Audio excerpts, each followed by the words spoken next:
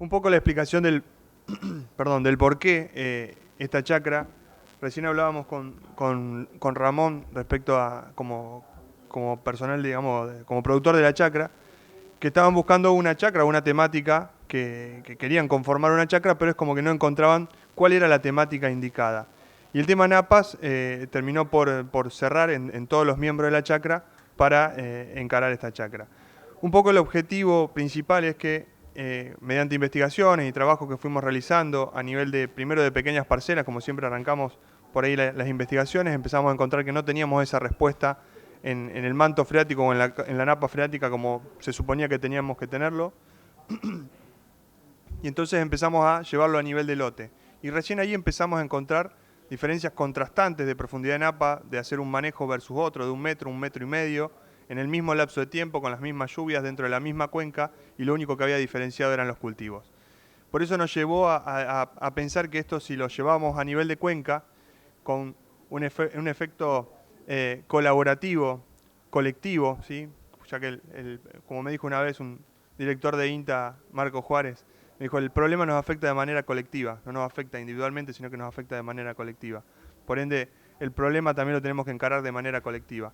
Y creo que es ahí cuando viene la verdadera innovación de esta chacra, que hay un montón de herramientas agronómicas que son de manual, que las venimos conociendo, pero la aplicación o la gestión de esas herramientas a nivel de cuenca es la verdadera innovación que tiene esta chacra.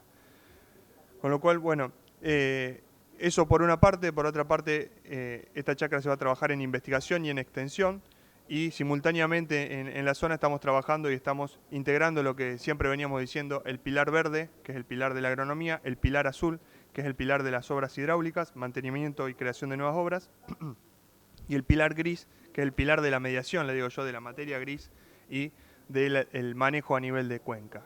Creo que la base de este manejo del agua se fundamenta en esos tres pilares.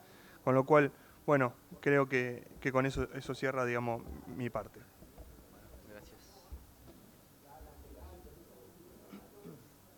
Bueno, ¿ahí se escucha bien? Sí. Bueno, buenos días a todos. Muchas gracias por venir. La verdad que me pone contento no solamente ver gente conocida, a miembros y bueno, a gente que me apoya, sino que también a otras personas y bueno, eso me da la pauta que es un tema que es preocupante en las distintas zonas. Bueno, gracias Pablo, gracias Moncho por acompañarme y por estar presente hoy. Y bueno, y gracias a la coordinación también, a Florencia, por la presentación. Bueno, un poco para ponernos en tema, esta chacra se encuentra ubicada en el sudeste de la provincia de Córdoba, en la zona de Marco Juárez, Los Urgentes, Sinriville, Roca y Corral de Busto.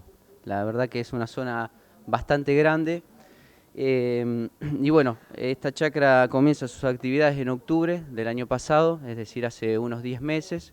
Y la problemática que tenía era el problema de napas altas, lo cual, y bueno, se crea la chacra bajo la hipótesis, era para validar o refutar la hipótesis que al intensificar el sistema productivo podemos aumentar el consumo de agua y así podemos controlar la dinámica de la napa. Comenzamos a trabajar, comenzamos a charlar con los miembros, comenzamos a plantear el marco lógico y el árbol problema de la chacra y nos dimos cuenta que no estábamos equivocando en el problema que teníamos, sino que este problema era una causa, era un efecto de un problema mucho mayor que era la gestión del agua a nivel de cuenca, que en los sucesivos años fue produciendo excedentes hídricos que se fueron acumulando en el perfil del suelo y provocando esta napa. Bueno, un poco, si bien como decíamos el problema arrancó hace muchas décadas, nosotros comenzamos a ver los síntomas a partir de la campaña 2012-2013, en donde esta se caracterizó por ser un año 2012 con un excedente hídrico de 1130 milímetros, que es superior a la media, e hizo que se produzca un ascenso brusco de napa y nosotros comenzamos a ver inundaciones en campos y poblaciones, pero estas inundaciones tenían dos características distintas a las inundaciones comunes. La primera era que los lotes se encontraban encharcados durante semanas y meses, perdiendo gran parte de la superficie. Y la segunda, como se puede ver un poco en la imagen, cambia el patrón de inundación, en donde ahora no solamente se inundaban los bajos, sino que se empieza a inundar los bajos de las lomas y se empiezan a inundar los microrelieves de los lotes.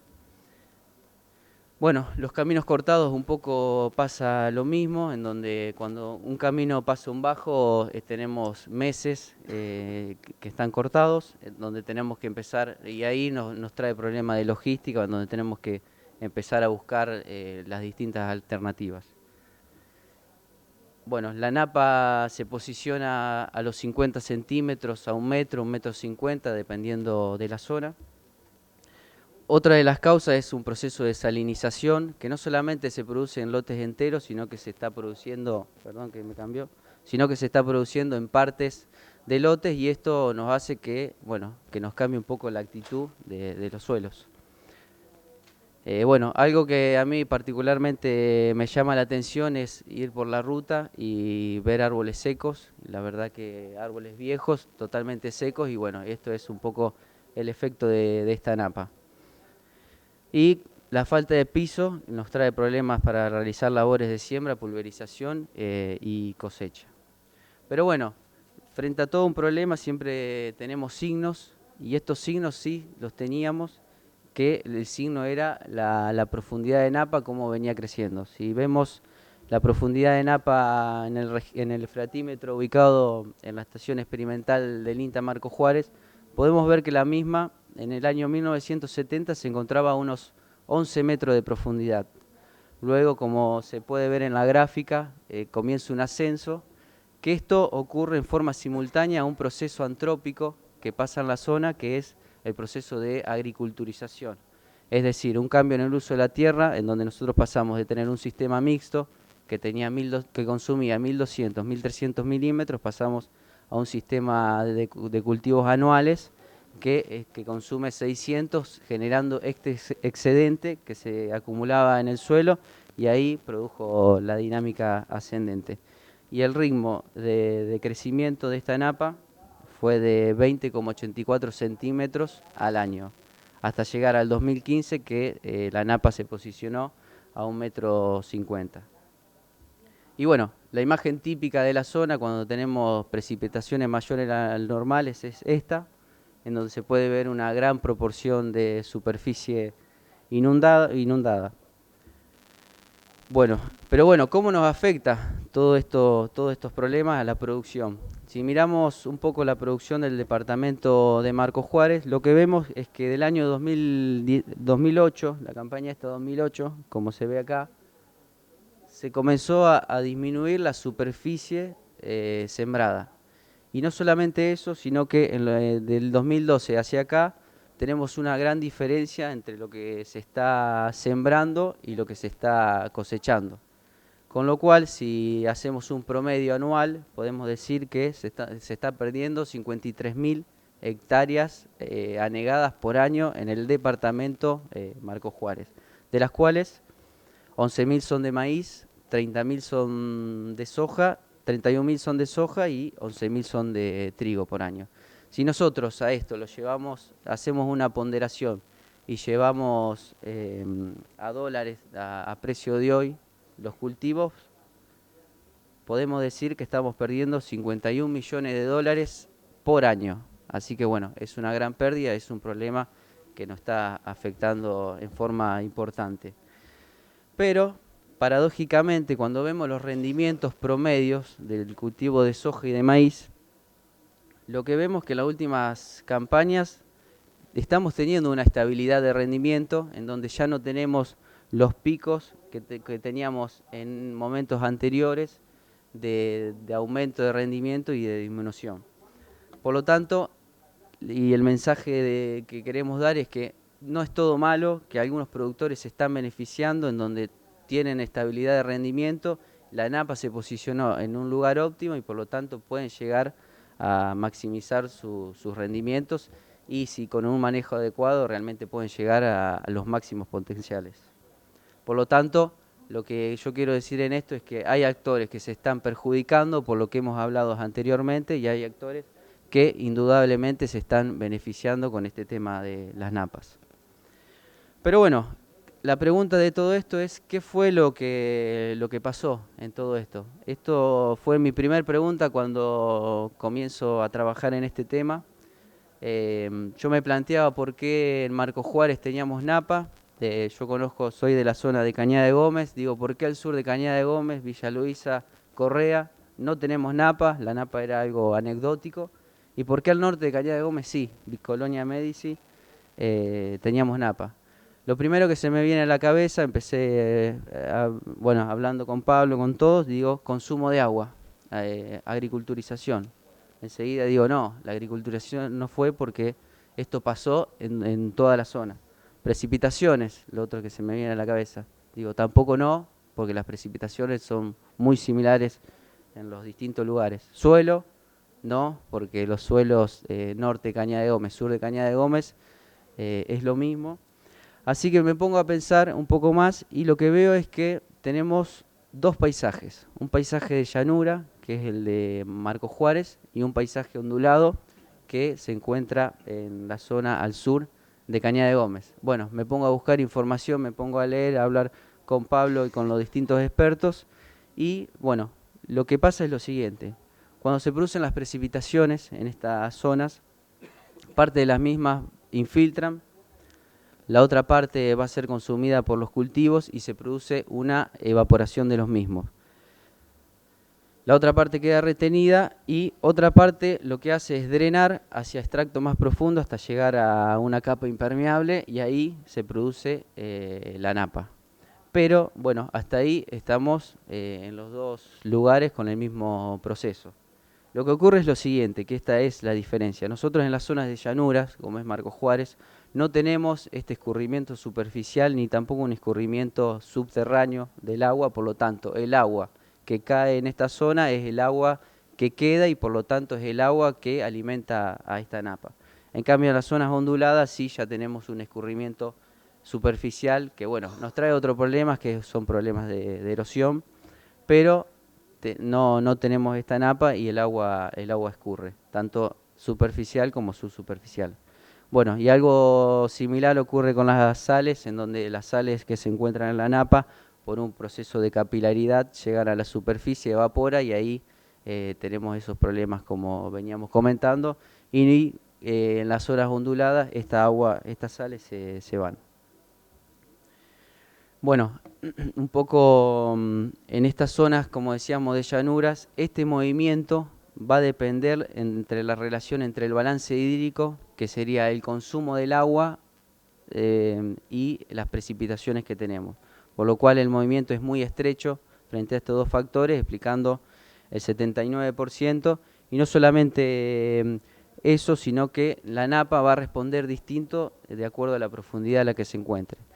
Más cerca de la superficie se encuentra, tiene una mayor reacción y más profundo tiene otra reacción. Y algunos dicen que la napa en forma superficial es un poco más nerviosa.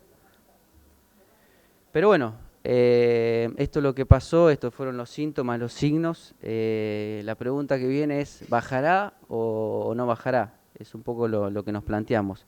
Lo que vemos es que no, que como decíamos, en el 2012-2013 se posiciona a 1,5 metros en la estación experimental, pero en otros lugares a 50 centímetros, como decíamos, a 1 metro.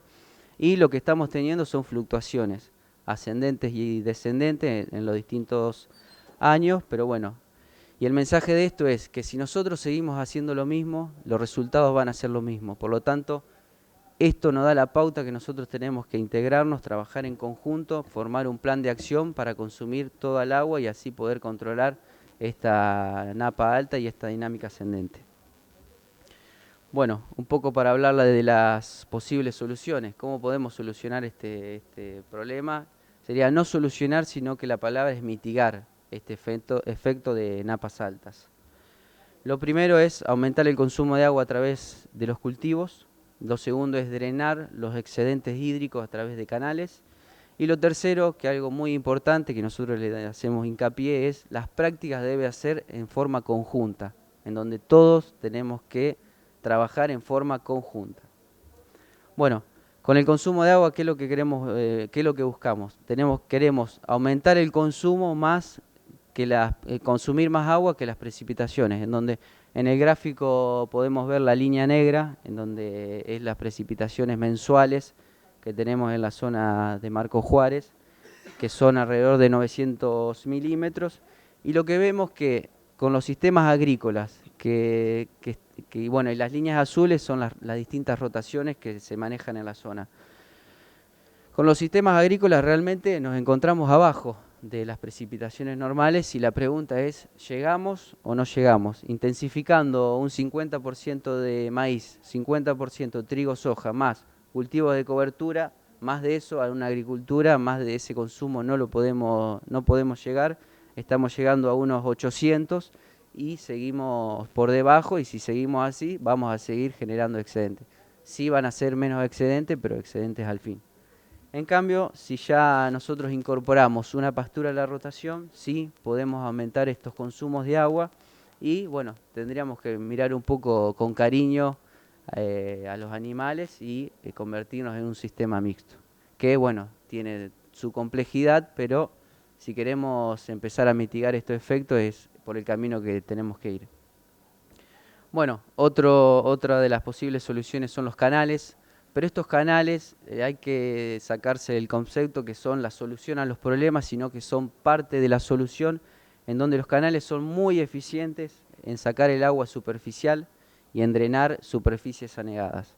Esta es una imagen de la cuenca en la que estamos trabajando y el canal que se ve se puso en funcionamiento en junio del año 2015. En tan solo un mes nosotros teníamos 180 hectáreas anegadas. En tan solo un mes pudimos drenar 40 hectáreas. Y hoy, en los momentos de mayor precipitaciones, no sé Moncho, pero son 10 hectáreas como mucho. Así que bueno, ahí se puede ver la eficiencia del canal. Pero hay un trabajo de Pablo, si nosotros vemos cuál es el efecto de este canal en deprimir napa, y la verdad que la eficiencia es muy baja, en donde no le podemos pedir al canal que deprima más de 150 metros. A mayor distancia de 130 a 150 metros, bueno, cae. Que si nosotros estamos planteando un sistema con canales, tenemos que hacer una canalización para deprimir napa cada 150 metros, y la verdad que es un costo terrible y no tiene ninguna lógica. Por eso estamos hablando de la combinación de consumo de agua y de canales. Y bueno, todo esto, como decíamos, tenemos que hacerlo en conjunto, y el consumo lo tenemos que hacer todos. Porque de nada sirve que un productor solo consuma grandes cantidades de agua sin que los otros acompañen con la misma, acompañen con lo mismo. En donde lo que ilustra la imagen es que si nosotros consumimos localmente, la depresión va a ser local, en donde no vamos a influir a los otros productores, o la influencia va a ser muy ínfima. Y bueno, para que ustedes tengan un poco un ejemplo, es que si un productor hace un trigo, unas 100 hectáreas, consume agua y logra deprimir 50 centímetros la napa.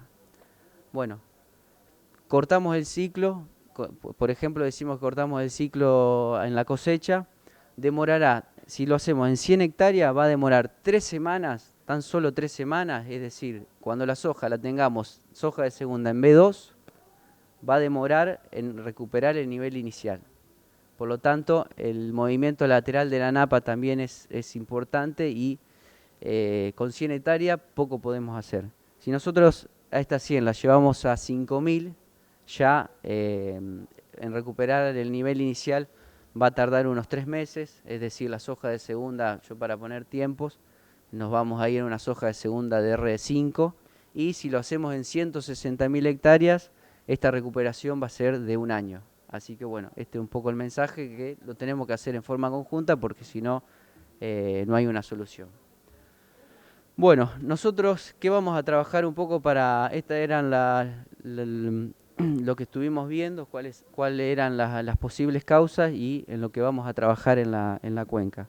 La finalidad que nosotros estamos buscando es generar, aplicar y divulgar conocimientos, ya sea nuevos y persistentes, sobre la dinámica de la napa y el manejo agrohidrológico. ¿Con qué fin?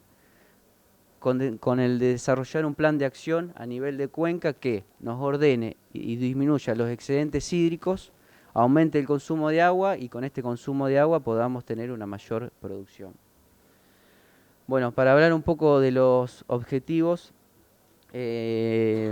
como decíamos, un poco ayer también tuvimos una reunión y lo que hablamos es que la información a través de Pablo, a través de distintos especialistas la tenemos, la mayoría, si bien tenemos que ajustar algunas cosas, pero eso está.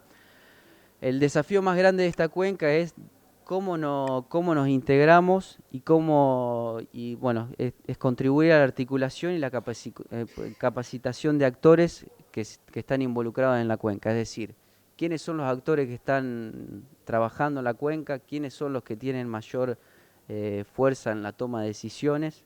Y bueno, una vez que nosotros nos enfocamos, tenemos que tratar de articularlos para llegar al objetivo de trabajar todos en conjunto. El otro objetivo general es determinar cómo la agronomía actual impacta en el medio ambiente. También un poco lo que queremos ver es con lo que estamos haciendo, si estamos contaminando la napa o no, y qué tenemos. Y no solamente queremos ver el tema de contaminación de napa, sino que queremos ver el carbono del suelo, queremos ver cómo las aplicaciones influyen en el medio ambiente.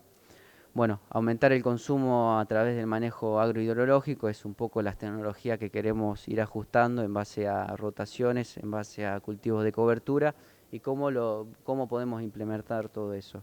Y bueno, y conocer el comportamiento hidrológico, es decir, hacer un balance hídrico de esta cuenca, saber cómo reacciona la napa y cómo se distribuye en el ambiente, en el paisaje.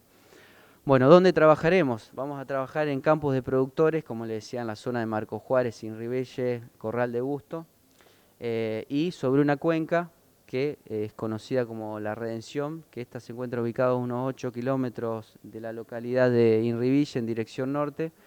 Y bueno, esta cuenca es una cuenca pequeña de unas 5.400 hectáreas, por eso es que elegimos esa cuenca, donde es una cuenca chica con pequeños productores y es ahí donde podemos hacer una intervención para validar o refutar esta hipótesis que decía al principio, que si aumentamos el consumo de agua podemos controlar la napa. Bueno, son 25 productores, es un 97% agrícola y como mostraba hoy, el canal descarga todos sus excedentes en el río Carcarañá. Bueno, la visión que tenemos de todo esto es la falta de gestión del agua afecta a todos los actores involucrados en el sistema y por este motivo la solución, como decíamos, debe ser colectiva, con una visión global de todo el sistema, en donde cada actor no solamente debe estar capacitado en la gestión del agua para saber qué decisión toma y trabajar de una manera integrada y coordinada. ¿Con qué objetivo? Con el de consumir más agua de las que aportan las precipitaciones y realizar las obras hidráulicas correspondientes, generando así un sinergismo entre el efecto depresor de los cultivos y la evacuación ordenada de los excedentes hídricos superficiales a través de los canales.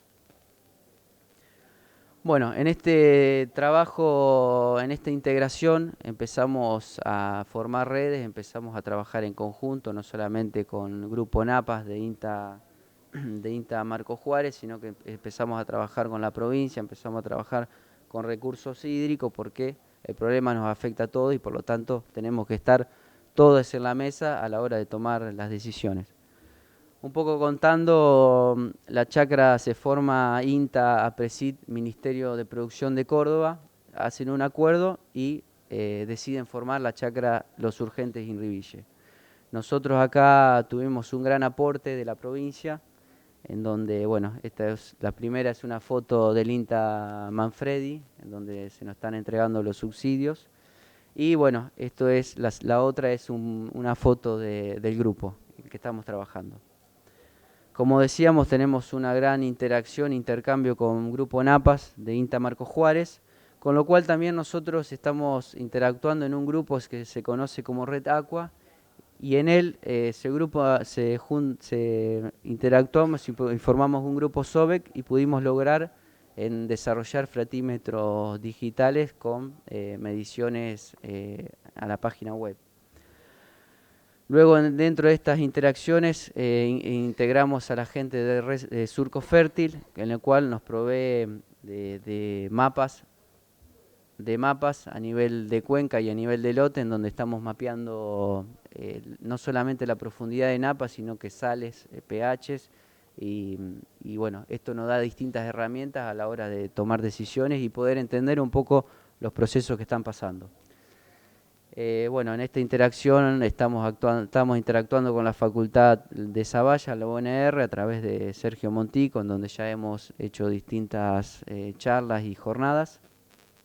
También incorporamos a la gente de la CONAE, que bueno, ellos nos proveen un poco el mapeo de la humedad de suelo, generando estos mapas.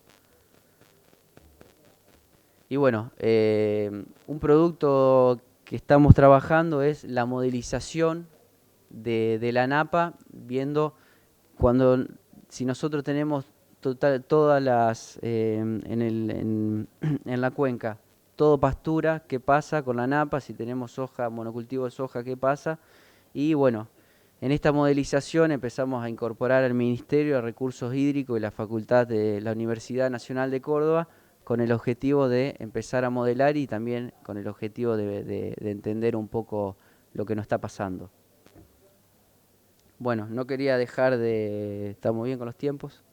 No quería dejar de nombrar a los miembros fundadores, que hoy son 19, y bueno, es un grupo realmente que a mí me despierta, la verdad que me sorprende, porque no son productores, porque este problema, como decíamos, nos afecta a todos, y estos productores no se quedaron sentados esperando que algún ministerio o alguna institución de investigación les solucione el problema, sino que ellos fueron buscando una solución, formaron una chacra, y yo creo que ese es el mérito muy grande que tiene este grupo.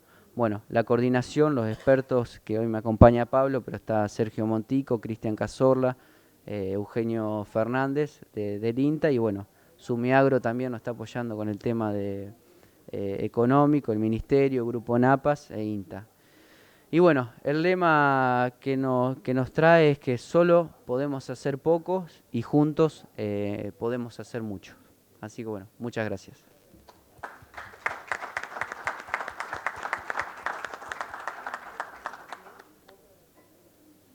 Bueno, muchas gracias. Abrimos el espacio de preguntas. Si tienen preguntas, levanten la mano, así les acerco el micrófono, así todos escuchan.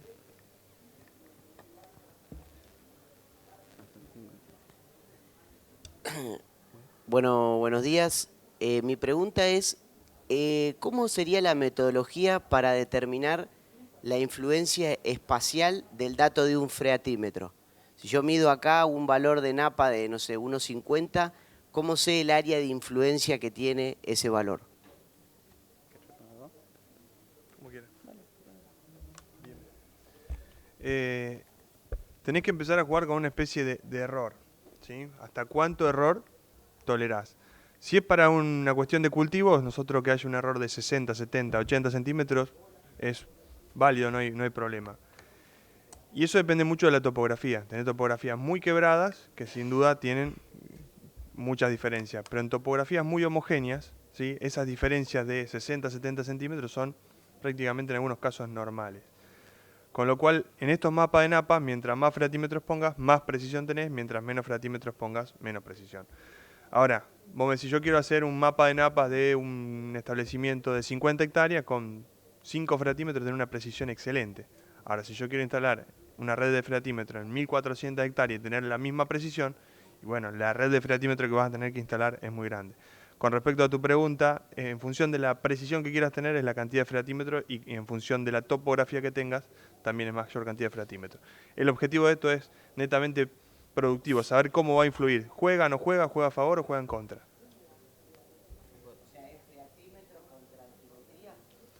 No es tan perfecto así. Generalmente este tipo de cosas las consensuamos antes de instalar los freatímetros. No hay un parámetro exacto, ¿sí? Generalmente lo consensuamos y después lo chequeamos a campo, ¿sí? Es como que a cada lote también, o cada zona le cabe un saco, por así decirlo. No es que es todo lo mismo. Pero en síntesis, yo creo, a mi opinión, es que tendría que tener mínimo un freatímetro por lote para tener una precisión aceptable. Sí, dale. Bueno, no, algo para sumar. Nosotros en la chacra, un poco en el tema de esta modelización, en el tema de entender qué es lo que pasa abajo, estamos poniendo freatímetro y la idea un poco es mapear. ¿Y cómo lo hacemos? Poniendo freatímetros equidistantes, en donde vemos, porque ¿qué es lo que vemos en los lotes? Que en una parte está a 50 centímetros, en otra parte capaz que está a 1,5 metros. Por lo tanto, lo que tenemos que hacer es una distribución equidistante, la distribución esta va a ser dependiendo de la topografía, obviamente. Bueno, para captar eso lo que comentaba Pablo, esta distribución, y ahí sí quedarnos con un freatímetro desde el punto de vista de operativo, más que nada, y así poder ver si nos modifica este freatímetro tanto, tratar de correlacionarlo y con estos mapas lo podríamos correlacionar mejor. Generalmente elegimos media loma, loma y bajo como influencia, si es que la tenés, ¿no? Por eso, se arma en función de cada lote o de cada situación. Hay muchas cosas a tener en cuenta. La pregunta sería más relacionada a la cuestión sociológica, al acuerdo entre los productores. Que los chicos de la regional se pongan en acuerdo es muy simple. ¿Cómo hicieron ustedes los contactos para los que no eran del palo? Y me interesa que cuenten la experiencia porque es interesante. Bueno.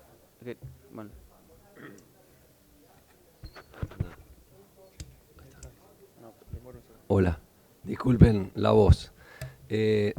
Dentro de la cuenca esa de estudio hay un solo productor de la regional.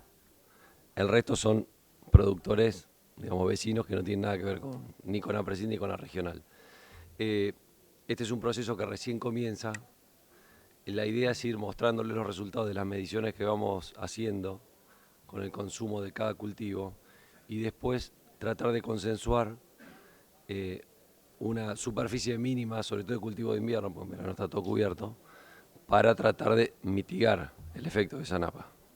Pero hoy estamos abocados en tratar de entender cómo se mueve la napa, cómo reacciona a las lluvias, cómo reacciona a los diferentes cultivos que tiene el lote.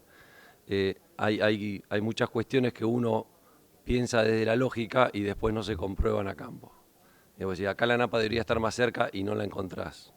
Porque el subsuelo es una cosa heterogénea, donde las capas impermeables están a diferentes profundidades, entonces lo que uno supone desde arriba no siempre se corrobora cuando va y mide la napa. Por eso es como una gran caja negra esta que estamos tratando de entender. Y una vez que tengamos la cosa un poquito más clara, la idea es ir a intentar convencer de hacer una superficie mínima de cultivos para tratar de consumir esa agua. Buenos días. La pregunta es, ustedes tuvieron mucha superficie perdida, me imagino por salinidad, que pasó, que era agrícola y que no se siembra más. ¿Qué manejo le están haciendo? Por ahí con la napa cerca, los dejan así nomás, me imagino que deben tener problemas de sal, pero ¿qué manejo le hacen a esos lotes? Hola. En esta zona en particular la napa no tiene mayor contenido salino. O sea que cuando se retiró el agua, se recuperó el suelo. Sí, en otras áreas de la regional se produce ese efecto de salinización y lo primero que hay que hacer es tratar de cubrir el suelo, de la manera que sea. De darle de comer rollos para tratar de evitar la evaporación directa desde la napa hacia el cielo, hacia el ambiente, que siempre pase a través de una planta, que no llegue la sal a la superficie. Pero en esta zona en particular donde estamos trabajando no es una problemática significativa lo de la salinización.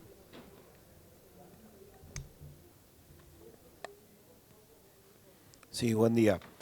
A mí me parece que el aliado estratégico para una situación así es lograr la cadena forrajera o evapotranspirante que te ponga el balance en déficit. Y ese es el desafío, ¿no? Y en este contexto, si la propuesta es volver a la ganadería, la alfalfa va a conseguir o va a encontrar un ambiente muy hostil para desarrollarse, entonces ante semejante inversión vamos a colapsar en el intento. Y el disparador es este. En la búsqueda de la biodiversidad que teníamos desde el 1900 al 1970, ¿qué especies habría de valor en aquellos pastizales que podríamos recuperar, que podríamos conocer, que puedan lograr una función como cultivo ecosistémico, pero ya no pensar en un cultivo ecosistémico de corto, entre abril y septiembre, un cultivo que realmente a través de su sistema radicular nos ayude a deprimir la napa, que sea combativo para deprimir, porque si no nos vamos a quedar siempre colgadito ahí al 1,5 metros y con un nerviosismo total. No sé si, a mí me parece que tendríamos que indagar en la bibliografía, buscar más atrás a ver qué especies había en estos pastizales que ya no están y las desconocemos, y a ver cómo es la dinámica de su sistema radicular. Sabemos muy bien cómo es una soja, cómo es un maíz o cómo es un trigo, pero es lo que a mí me genera inquietud, ¿no? En INTA Marcos Juárez tenemos una experiencia con una siembra de una pastura, una consociada de alfalfa y festuca, en la cual, como vos decís, la arrancó complicado, con una napa a 50 centímetros, con parte encharcado, complicado. Un lote de 40 y pico hectáreas, hoy en el centro del lote la napa está a 350, o sea, le terminó ganando. Más allá de eso, yo creo que hay oportunidades, ¿sí? 2017-2018, por ejemplo, el otoño, a ver, marzo-abril de 2018 fue una oportunidad, por ejemplo, ¿sí? En el cual la napa estaba a 3 metros en la mayoría de la zona de Marcos Juárez, o sea, esa oportunidad era para aprovechar. Y segundo, no le tengo tanto miedo, si bien sé que entiendo que es un riesgo grandísimo, pero se defendió bastante, A lo mejor no es una pastura que va a durar los 4 o 5 años, bueno, ya lleva los 4 años, así que los duró, pero le ganó al balance hídrico en ese caso. Tal vez habría que ver en qué parte de la cuenca está ubicada. Si estás en el bajo, directamente ya está, fracaso asegurado. Si estás en una parte media que no recibís tanta agua de arriba, ¿sí? de sectores más arriba, el coeficiente de éxito de esa pastura es un poco mejor. Y yendo a la calidad de las pasturas, creo que no hay ninguna hoy en día que se le ponga a la par por el mejoramiento genético y por la calidad que tiene la alfalfa o la consociada. Sí, y te agrego en mi planteo, lo que pasa es que no siempre el sedimento que dio origen a tus suelos no tienen sales. El tema Perfecto. es cuando te ubicás no en la cuenca de Moncho, Perfecto. sino en otros sectores en donde tu sedimento fue salino, tu napa, y ya la alfalfa no le... Por eso estoy tratando de hacer un poco más horizontal la batalla, porque diste con una cuenca en la que todo está bueno. Perfecto. Pero si la cuenca fuera más grande y más heterogénea, a eso voy, ¿no? Está bien, vos lo orientás a lo mejor más a un agropiro o a ese tipo de cultivo más tolerante a salinidad, y yo lo orientaba más a nuestra zona. En nuestra zona, cuando se retira en agua, en esos bajos, una soja puede llegar a 5.000 kilos, sin ningún problema. Bueno, no, algo para comentar que, bueno, es también por la zona. En la cuenca hay un productor que siembra 200 hectáreas y tiene un sistema mixto que es el único. Tiene alrededor cultivos anuales que, bueno, que comen los animales, y en el centro tiene las alfalfas. Uno cruza el camino y la napa ahí se encuentra a 50 centímetros. Así que bueno, es un ambiente hostil para una alfalfa, pero bueno, él pudo con esa estrategia poder mantenerlas y tener buena materia seca para los animales.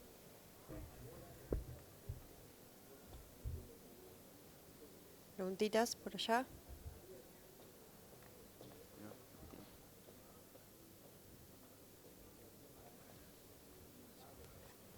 Buenos días. Yo quería consultarles si tenían alguna matriz de rotación que evaluaron para ver el consumo de agua para que no sea excesivo, o sea, que sea en equilibrio, porque por ahí haciendo cultivos de cobertura, apuntando al consumo de agua, después lo que se siembre arriba de ese cultivo nos vamos a quedar sin.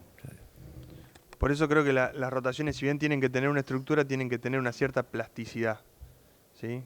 Por ejemplo, la campaña 17-18, que tuvimos una campaña muy seca, nos consumimos todo el agua que teníamos en el tanque, y pretender después de esa campaña que con las precipitaciones de junio, julio, agosto, haber haber pensado en hacer un trigo de 4.000 kilos como pensábamos o pretendíamos, fue tal vez fue sobreestimar al sistema, ¿sí? Cuando sabemos que en el invierno generalmente no llueve y el tanque está vacío. Bueno, por eso creo que esa plasticidad es importante. Ahora, ¿qué hago en esa situación? ¿No hago nada? No. Nunca. Nunca la respuesta es no hago nada. Es adapto el sistema en función a las condiciones. No tengo agua para hacer un trigo de 4.000 kilos, tengo agua para un trigo de 2.500, no me cierra económicamente. Bueno, están todas las herramientas de los cultivos de cobertura, ¿sí? Que son impresionante el abanico de herramientas que hay. Bueno, aprovechemos esas herramientas en esa posición. Y cuando tenemos estas situaciones con un evento o con el tanque muy lleno, bueno, es ahí cuando tenemos que apretar o cuando podemos apretar el acelerador.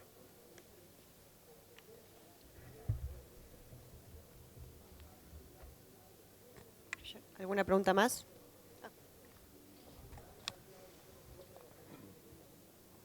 Buen día. Cuando tenés el tanque muy lleno, apretar el acelerador, pero si tenés la napa a 50 centímetros, probablemente no tengas un trigo con un rendimiento aceptable y ni tengas después un cultivo de segunda de la misma forma. A veces te conviene en esas situaciones, con la napa tan arriba, ir a un cultivo de verano que consume más agua y te va a dar mejor número que por ahí hacer un doble cultivo con mucho riesgo. Y en el mientras tanto, yo veía el mapa de la chacra que está muy bueno porque descargan el agua en el Carcarañá. Pero, ¿qué pasa en las zonas que no tenés un río Carcarañá cerca? ¿Cómo haces para ponerte de acuerdo con los vecinos? Con precio de trigo que ahora este año acompañan y se ha sembrado mucho, pero otros años será muy complicado. Y después la alternativa de drenes, no sé si la evaluaron y lo probaron. Bien. La experiencia indica que si vos a la salida del verano tenés la napa a 50 centímetros y no haces nada, lo más probable es que en la primavera no puedas sembrar ningún cultivo de verano. Eso es lo que nos pasó. Por eso tratamos de meter consumo en invierno sí o sí. Es la experiencia de esta zona, ¿no? De nuevo, la cuenca que estamos estudiando, la estudiamos por su superficie, pero en toda el área está pasando lo mismo. O sea que los productores de la regional están en zonas altas, sin drenaje, lejos del río, zonas planas, Entonces, la estrategia, digamos, global siempre es meter consumo en invierno. Sin consumo en invierno, en verano no se la peleas con nada. La napa te gana. Cualquier chaparrón grande que tengas en septiembre, octubre, te impide implantar el cultivo, y si te vayas a un cultivo de tardío como un maíz de segunda o de tardío, de diciembre, ahí se ve también muy afectado por la napa. La napa te juega en contra siempre.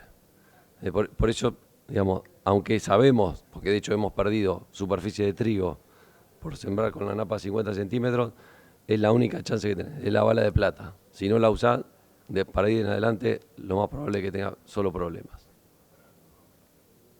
Claro, el maíz temprano no lo puedes sembrar. Cuando te llueve en septiembre, no tenés piso. Es lo que nos pasa a nosotros,